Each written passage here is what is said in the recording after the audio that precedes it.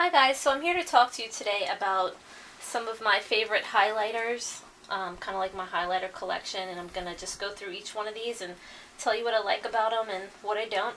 So I'm going to start off today with the e.l.f. Healthy Glow bronzing powders. Now even though these are bronzing powders, I really like using them as highlighters. I have one here in Sunkist and this one Warm Tan.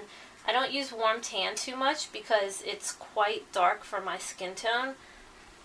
As you can see, it's a very nice shimmery bronze, but it's too dark for my skin tone. But on a deeper skin tone, this is gorgeous and it's only $2.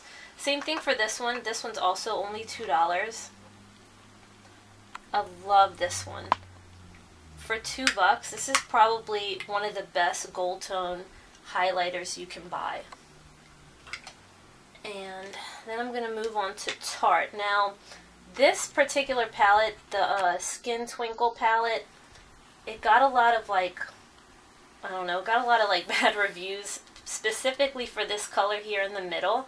A lot of people said it's too like powdery and too dry looking, but if you use this under your eye area, it's excellent. It is matte and it helps really mattify the under eye area. These two shades here are excellent. They are like super buttery smooth. They're just like very creamy. They're not chunky. Like sometimes like some highlighters are quite chunky. These almost look wet on the cheek. So out of all my like higher end highlighters, this one here is my favorite. And then this one here is actually, I purchased this on Etsy. This is a company called Luxe Beauty and Enchanted. Now this is, from what I've been told and what I've heard and what I've seen in swatches, this is like an excellent dupe for Pat Mcgrath's highlighter. And anybody who's familiar with Pat Mcgrath, it's pretty expensive, like that makeup. Look at that golden sheen. The only thing with this one is it can be a little bit chalky. So if you can apply this with your finger, you're probably going to get the best results. But I do really like this one. It's definitely a blinding highlighter. Now this one here is supposed to kind of be like a dupe for the Bobbi Brown like bronzing bricks or highlighting bricks. And I do like this one, but I find that only these bottom three colors are pigmented. Like these, like as you can see, like it's not much. You really have to like put your finger in there to get any color, but these here like give a really, really nice sheen, especially if you're tanned.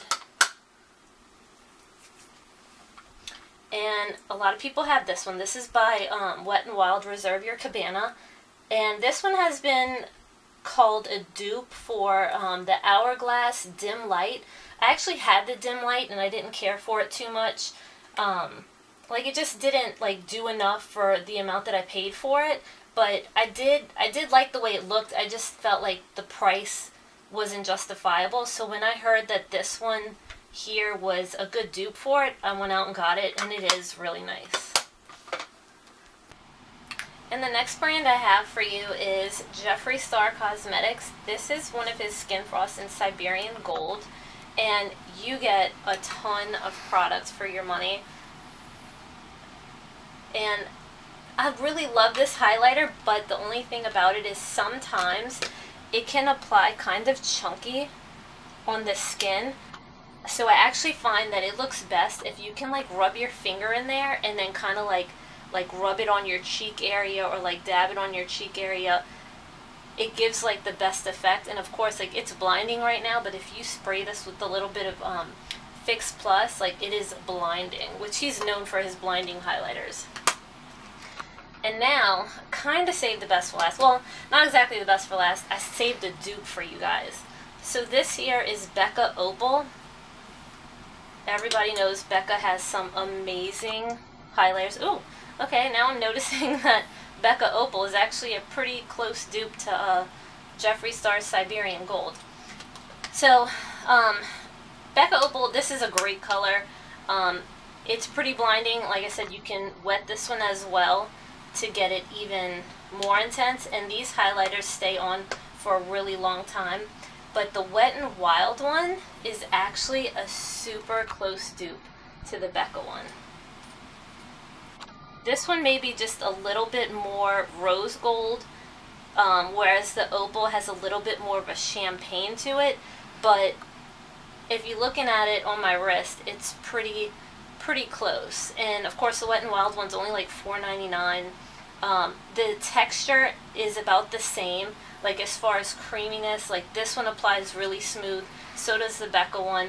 And if you look at all three together, these two are actually a little bit creamier looking than the Jeffree Star one. Now the Jeffree Star one is definitely the most intense of the three, but if you have dry skin or crepey skin, the Jeffree Star one is definitely going to emphasize the skin dryness or the crepiness. So your best bet would be, you know, if you have that kind of skin issue, to go with either the Wet n Wild or the Becca. So those are all my highlighters, and I hope you guys enjoyed the review. Thanks for watching.